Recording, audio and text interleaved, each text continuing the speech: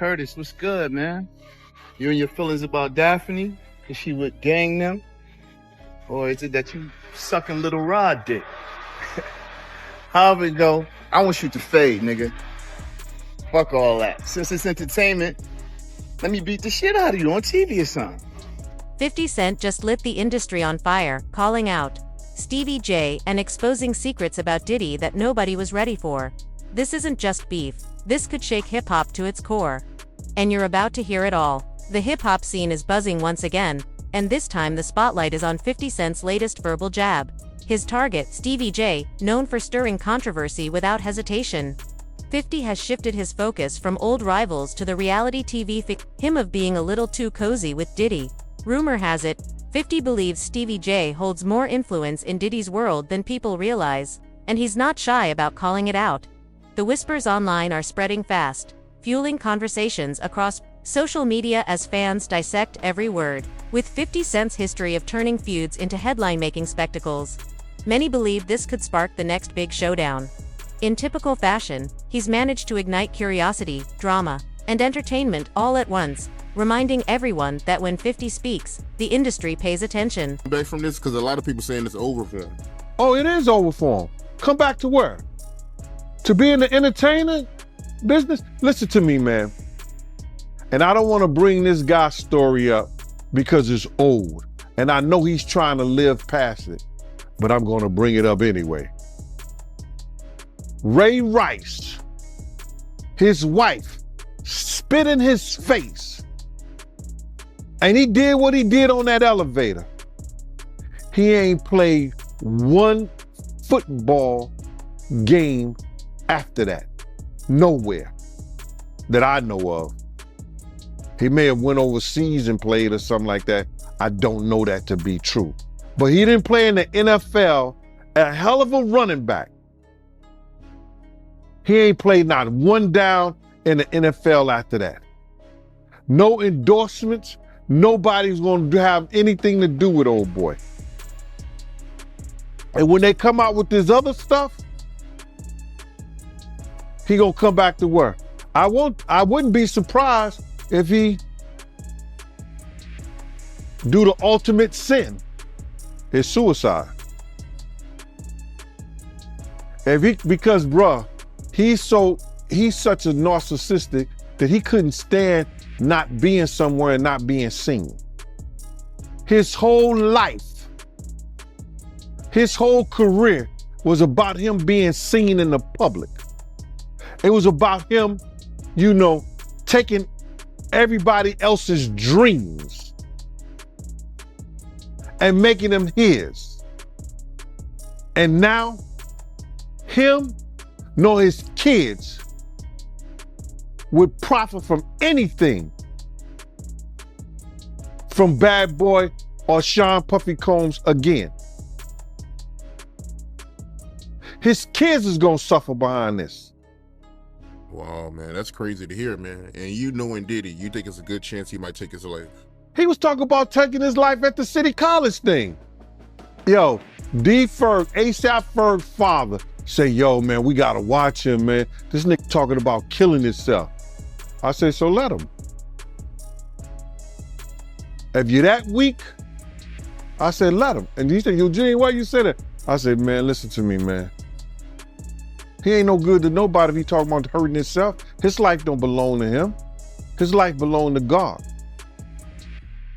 What he should be trying to do right now is work his way towards God now, for real, and not that devil he been worshiping. That those people got him believing, you understand, that's the true God. Before diving into the chaos, let's pause and trace how this firestorm actually began. 50 Cent has never been one to hold back. His entire reputation is built on calling people out, sparking rivalries, and keeping audiences glued to the drama. Over the years, he's clashed with more names than you can count, and his newest target is none other than Stevie J.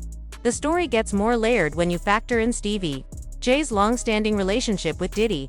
The two have shared countless projects, collaborated creatively, and fueled rumors that their connection runs deeper than business.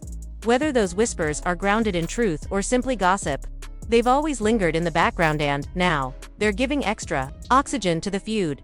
As for Stevie J and 50 Cent, they've never had a foundation of friendship. Tension has quietly existed between them for years. Maybe because they travel in the same entertainment circles, or maybe because their personalities just don't mesh. Either way, the friction has always been there.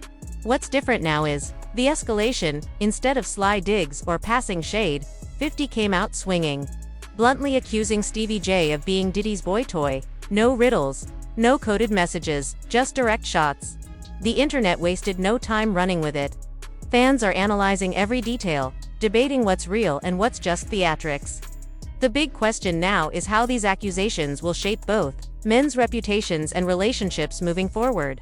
One thing feels certain, though: the saga is only gaining momentum, and the drama is far from over. I think it's psychotropical drugs, man, and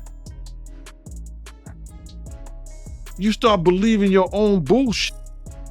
And them two individuals together, man, you know they got to be crazy. Something got to be wrong with when he sit up there and he said that he want to challenge 50. And I don't know much about that clout shit. Him challenging 50 to a fight, and we seen how 50 Cent, we seen how Stevie J fight on Love and Hip Hop and all that other bullshit. Him, Scrappy, him, this other cat. My man, there's no way. There's no way. He don't want it with 50, bro. That's if that ain't cocaine, the Pope ain't Catholic. So you feel like 50 Cent would give Stevie J that work? It wouldn't even be a job. 50 Cent will whoop niggas like Stevie J on the way to a real fight. You seen 50 fight before? I ain't never seen 50 fight.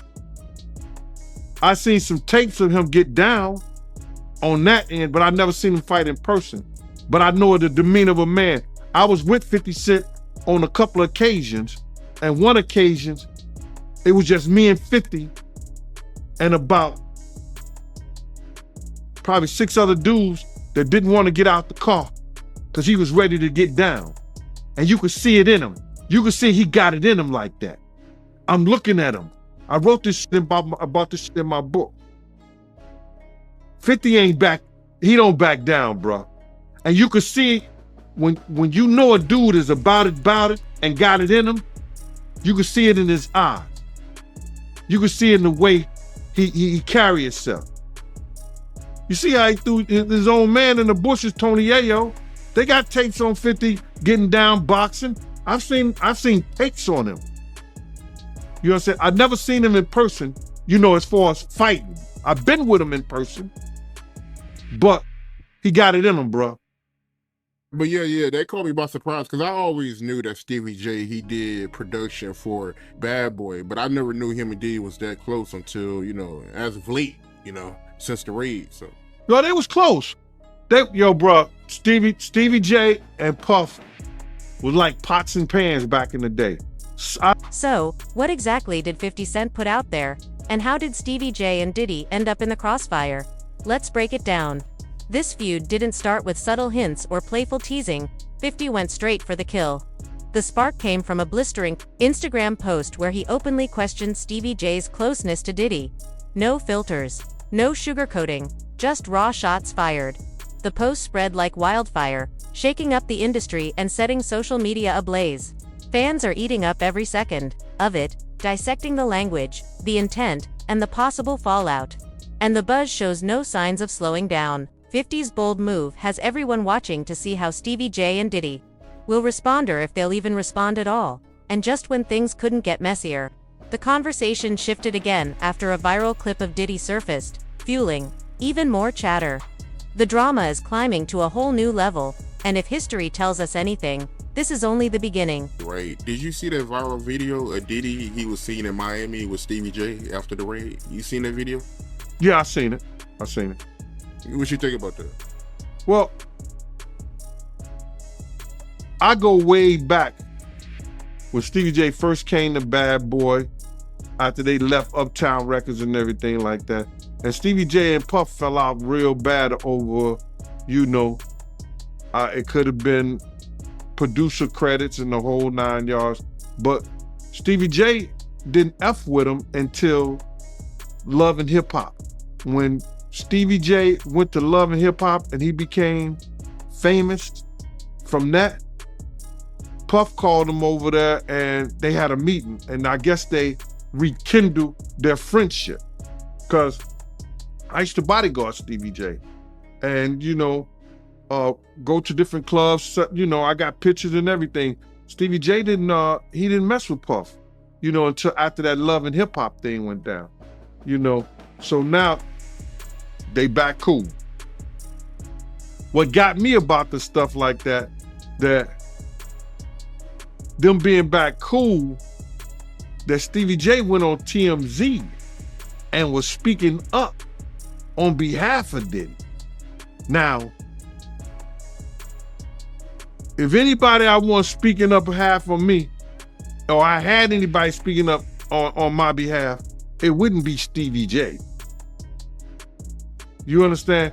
I don't think that an individual of his caliber is capable or can be trusted in a way that I would like for him based on his actions on television and who he is as a person, what he has been shown as an individual, is a type of individual that I would have speaking on my behalf. Come on, we know he's a drug abuser. We know that he's been seen putting his hands on women in the wrong way. And I don't know, that shit is crumbling, man. You know what I'm saying? But you know, you can always say this, man.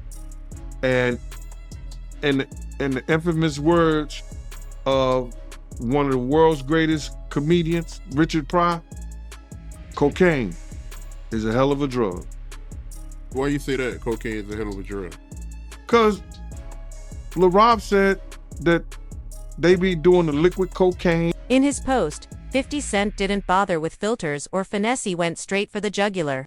He accused Stevie J of being nothing more than Diddy's boy toy, hinting that the music mogul was simply keeping him around for convenience.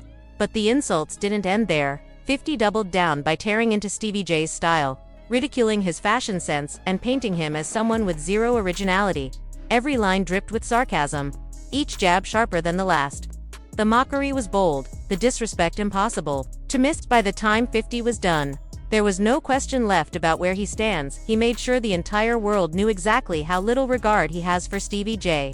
It's about to be the second. All the numbers ain't even in yet. I think it's the second most gross. All right. I actually looked at the numbers. You guys made $123 million on that tour. Number 2 was Drake. It was all Blur tour, $189 million. And number 1 was Jay-Z and Beyonce on the Run, $253 million. Okay. A lot of money though. Yeah, 50 is a lot of money. 50 is crazy. A marketing genius, and we had fun on that road. We went to all kinds of places. We went to Paris. We went to Dubai. Bahrain, we went to shout to Abu Dhabi, shout to Bahrain, Thailand. All over, yo, and man. those experiences. Mumbai, India. And look, you gotta understand, me and 50 was always Murder fans.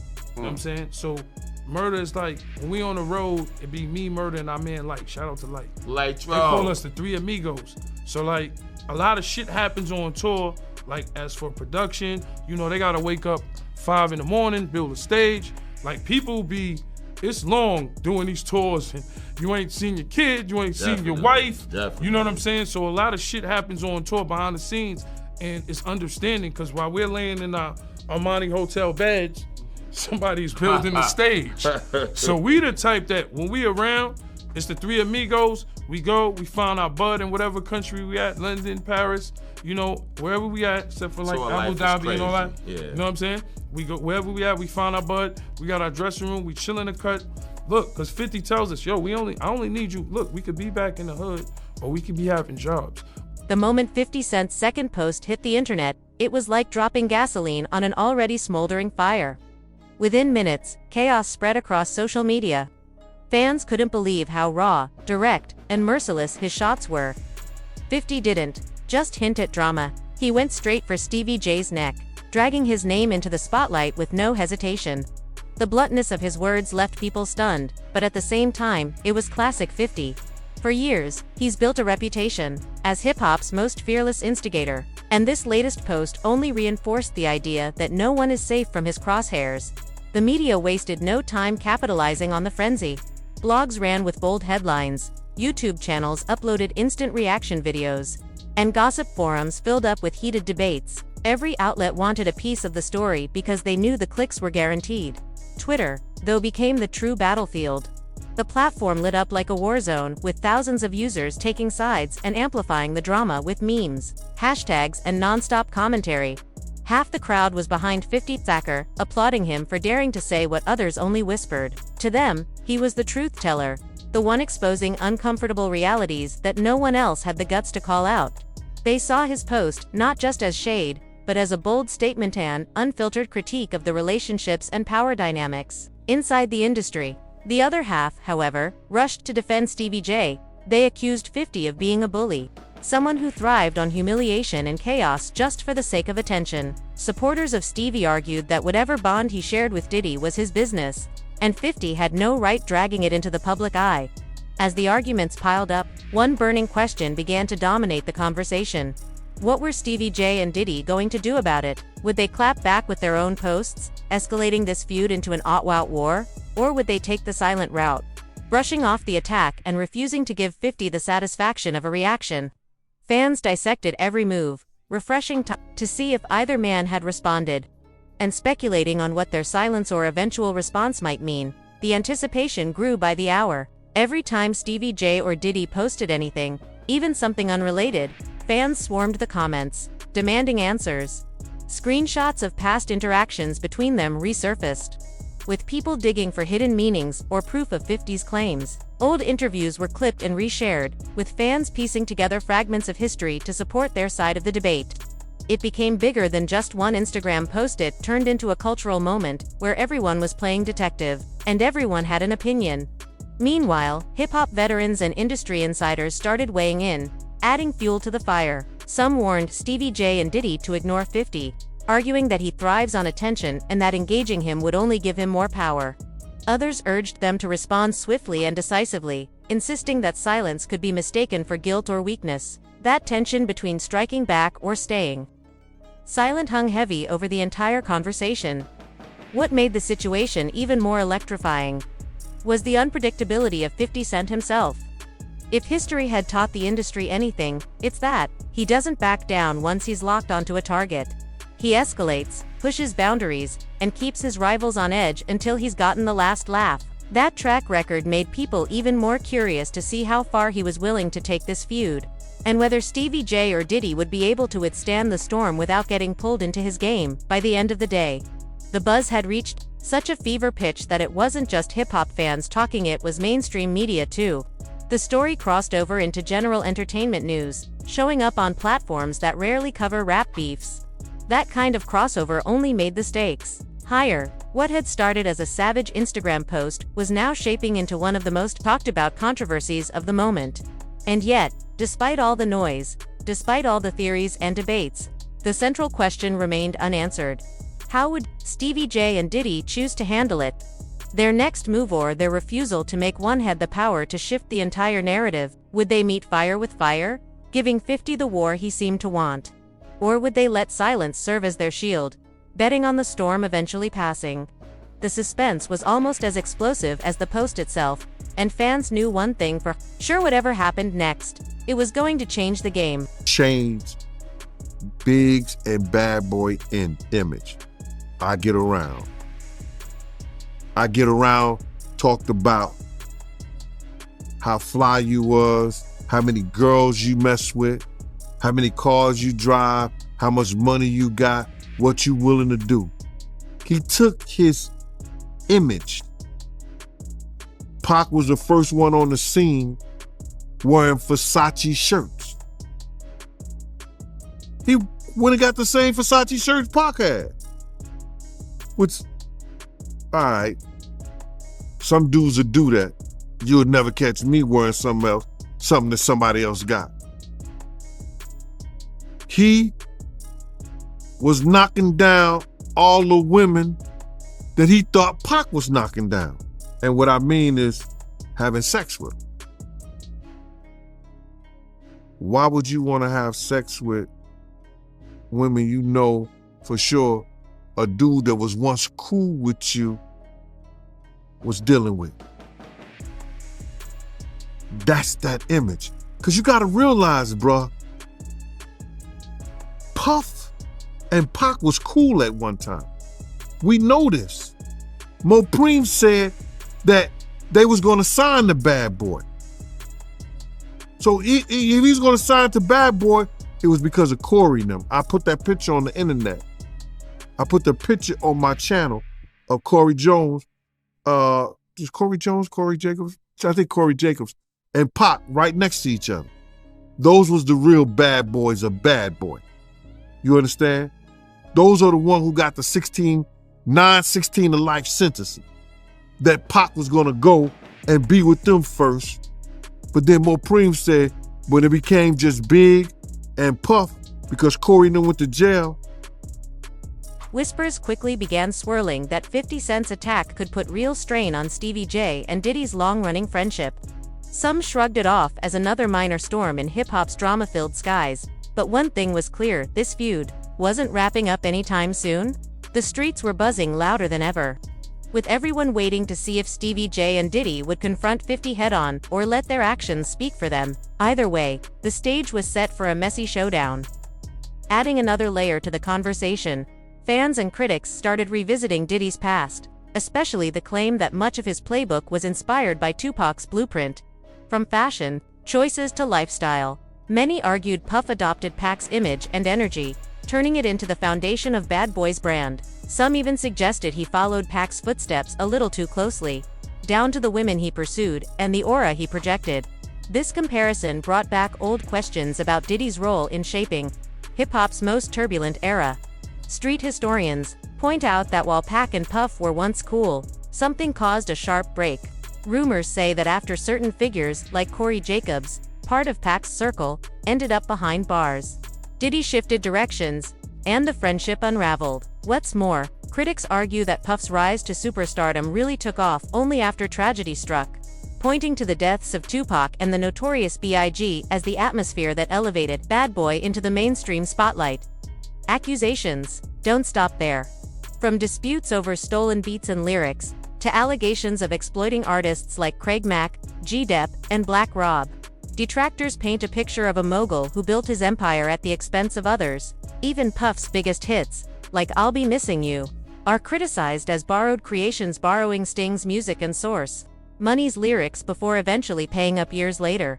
It's a controversial legacy, and 50 Cent's call-out has reignited those long-standing debates. Some believe Diddy's decisions not only shaped careers but also created environments where violence and downfall followed.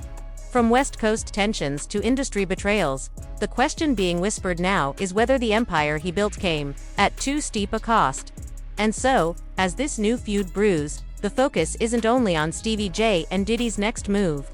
What's really unfolding is a much bigger conversation, one that reaches back decades and forces people to confront hip-hop's complicated history of power, influence, and accountability. 50 Cent's shots weren't just personal digs at Stevie J. They opened a door that many fans and industry insiders have tiptoed around for years. The question of Diddy's legacy, for example, has always been a contentious one. He is undeniably one of the most successful figures in music, having built Bad Boy Records into a powerhouse and transforming himself into a cultural icon. But along with that success comes a long trail of rumors, accusations, and unresolved tensions. For some, 50's latest attack is less about Stevie J and more about shining a light on those lingering shadows, reminding people that the glamorous surface of hip-hop often hides a more complicated reality. This is where history comes flooding back in. Fans can't help but draw lines between today's feud and the explosive rivalries of the 1990s. Tupac and Biggie's tragic stories are etched into the DNA of hip-hop, and Diddy's role during that era is often scrutinized. Many point out that Pac and Puff once shared mutual respect, even camaraderie, before things soured dramatically. When Pac accused Bad Boy of betrayal and manipulation, it set the stage for one of the darkest chapters in rap history. Now, decades later, 50 Cent's accusations are reviving some of those same questions.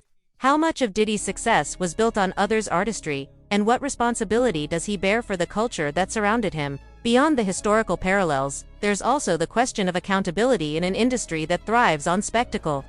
Hip-hop has always been about bravado, authenticity, and storytelling, but it's also an environment where image can outweigh truth. When 50 calls Stevie J Diddy's boy toy, he isn't just clowning someone's fashion or lifestyle. He's challenging the image of strength, independence, and originality that artists work hard to project. In doing so, he's forcing fans to ask, how much of what we see in the industry is real, and how much is carefully crafted illusion? At the same time, Stevie J and Diddy's silence or eventual response scaries wait beyond just the gossip cycle. If they hit back, they risk escalating a feud that could spiral into something bigger than either of them anticipated. If they ignore it, they risk appearing weak or complicit, especially in a world where silence is often interpreted as guilt. The tension isn't just entertaining, it's symbolic of the power struggles that define hip-hop culture itself. Who controls the narrative? Who gets to expose, critique, or clown others without fear of repercussion? And, most importantly, who gets held accountable when the lines between art, image, and reality blur? 50 Cent has a knack for dragging uncomfortable conversations into the spotlight. His history of feuds from Ja Rule to Rick Ross's always been about more than just personal beef. Each time, he exposes cracks in the foundation of the industry, daring people to look closer at the dynamics they'd rather ignore. With this latest move, he isn't only stirring gossip, he's reigniting debates about loyalty, exploitation, and authenticity, debates that stretch far beyond Stevie J or Diddy.